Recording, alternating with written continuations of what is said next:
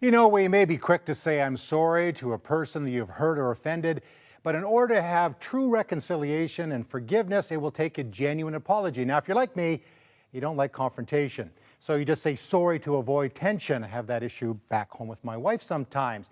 Are we really sorry? I'm sorry, let's just move on. Well, apparently that is not a true apology, as I've learned over the years. And to help us understand what a real and helpful apology looks like and sounds like is Dr. Andrew Blackwood, an Ontario psychotherapist who's worked with youth, adults, couples, and families for over a decade. Dr. Blackwood's new book is called The Art of a Genuine Apology. Andrew, nice to see you. Welcome back to 100 Huntley Street. Thank you, Greg. Now, I understand you've been working on this book for a little while. I have. In between working with families and dealing with my own family. Yeah, but it's here. All right. Well, congratulations on that. Thank you. Why did you write it? Oh, for a number of reasons, but mainly in my work with people, even when they want to be reconciled and they want to address situations, they mess it up time and time again. So the goal of this book is to help people learn, help people heal, and to help people grow. Well, I'm going to tell you right away, and we were talking before we came out here to do this interview, is that I've already put some of these things in place because I think, like many people, we want to smooth things over. But a genuine apology takes a little bit of more work and more thought, right? Definitely does. And the book talks about different levels of apologies. You know, there's the common one, and there's the second level of the really meaningful ones, but then we move further because there are a number of steps that come together to really address things and move deeper with an apology and to make it interactive, actually. So when you're in a situation, married situation, you're a married guy, I'm a married guy, or just in relationships, we know we've blown it. And can we be too quick to apologize if maybe we don't really mean it? Definitely. I mean, as you know, being in a marriage, there are complex situations. It's very rarely simple. I mean, the simple ones you can just say, I'm sorry, and then you move on. However, what if you're not entirely responsible for the situation? That makes it a little tricky. So it's important to step back and think about it and really give some thought to what it is that you want to apologize for and where you want things to go, and that's pretty important. Now, you also mentioned in the book to apologize for something you're not sorry for, or maybe you're apologizing just to appease the other person. That can lead to resentment. Oh, definitely. On both parties, right? So for the person who realizes your apology isn't sincere, is going to pull into question everything you've ever apologized for. And for yourself, like I said before, if you don't really believe you're responsible for it, then there's that ongoing internal conflict. Did I really say it? Did I mean it? Or I didn't mean it? And then sometimes you experience what I call apologizer's remorse, where you wish you could take it back. So where do you go? I'm really not sorry. Well, that's what we do in our heads, right? Yeah. And that's what the book helps us to kind of really process. What's going on in your head? What's going on in your heart? And then we want that to come out of your mouth. Okay, so you're in the middle of a conflict, and it's volatile. You're not yet maybe sorry, or you don't see your part in it. Like, I think to apologize for something I really blew, that's okay, I admit it, I'm sorry, whether it's my wife or friend or my kids. I mean, that's a part of being in a family dynamic. But if you're in a situation where you're not yet really sorry, should you just take some time, even though there may be tension in the home or in a job relationship or whatever it might be? That's one of the strategies that we talk about in the book. Taking time. A lot of people, they do want to resolve it right away, but as we know, that's not always the best option. So the book really outlines strategies how to go about suggesting and introducing the idea of taking time for yourself and for the other person.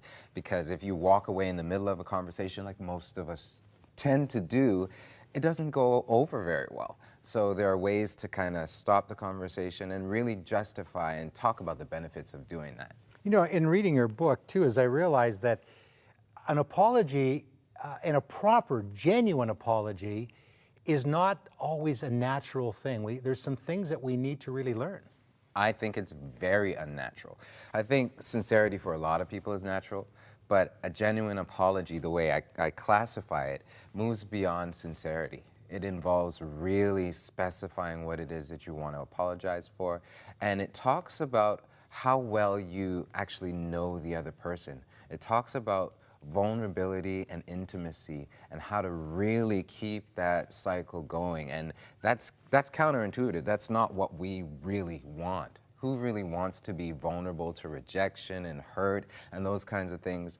So we try to smooth things over like we said before, but this is actually going to encourage you to actually move towards it and work through it. I remember having a situation where somebody had said to me, I'm not quite ready to apologize. And I had to sit on that a little while, Yeah. but then when the apology came, it actually made sense. Yeah, it makes total sense because the reality is a lot of the times we think we've addressed a situation and then we realize we really haven't done a good job of it. And then it makes it awkward to kind of come back to it.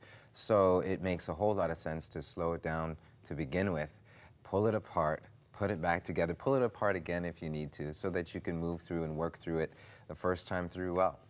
Okay, well, what does a genuine apology actually look like? We're going to talk about that and some practical things that we can do. Now, if you're struggling with a situation right now, maybe you just need to agree with somebody on the other end of the line. We have our prayer lines open all the time. 1-866-273-4444. It's important to agree with somebody, and sometimes it's just getting that out there and saying, I don't feel like apologizing. I know I need to. There's a broken relationship here.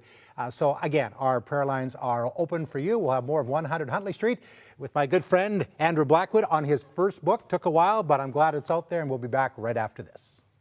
The Art of a Genuine Apology is Dr. Andrew Blackwood's book. Andrew, we were talking before we went to the break about what is not a genuine apology. So now how do we get to that point? How do we know the difference between a genuine apology and something that you're just saying just to kind of break the tension? Well, what I talk about in the book is, what's your relationship like with apologies in general? Where did it start? What do you find difficult? What do you find most difficult? And it gives people opportunity to kind of work through that, not only just about the particular situation, but how they interact with apologies in general. And then we talk about how to make it really, really poignant and specific in that moment. The title talks about it being an art, and it suggests that you're just not going to automatically do this. It takes time to practice, it takes time to learn, it takes time to prepare. One of the things we talked about on a previous program on pornography, one of the ways that you said is practical, is writing it down, slowing the mind down. Would that then apply as well to an apology? It definitely does, especially when there has been significant hurt. There's going to be intense emotions involved, and I find that when we feel a whole lot of intense emotions, our logical thinking, it kind of shuts down. So writing things down helps us to process things, open things up, so our thinking and our feeling can work together. So being prepared for that moment is important. Listing exactly what it is that you want to apologize for, and what it is that you want to say, and what it is that you do not want to say. One of the things I found very fascinating, and I've been talking to family and friends about this, is something you call compassionate acknowledgement. Yeah. So there's a hurt, somebody's blown up, maybe there's tension, and so maybe the response, well, I'm sorry, that kind of thing, but that's not, you talked about apology remorse, and that would sort of fit into that, wouldn't it? Definitely. When we attempt to take responsibility, unintentionally take responsibility for something that we did not do or we do not really believe we're responsible for, then we're left with a kind of regret. So when we are not responsible for something and we still want to acknowledge the experience the other person has had, that's the opportunity for a compassionate acknowledgement. One of the big ones, I'm sorry you feel this way. That can make you go crazy, right? Yeah, or I'm sorry if I hurt you. There's really no question in the person's mind who has been hurt. So saying that, it's an insult. It's adding insult to injury. And we talk about that. I call that sensitivity in reverse. Like, I'm sorry if. Well, congratulations on the new book. I mean, we just barely touched the surface here. The name of the book, The Art of a Genuine Apology by Dr. Andrew Blackwood. Congratulations on the book. I know it took a while to get out there, but I mean, you work with families and people, and I know that healing is a big part of it, right? Definitely. That's really important to me. Okay, well, thank you very much, Andrew. Good seeing you again. Great. And we're going to have more of 100 Huntley Street right after this.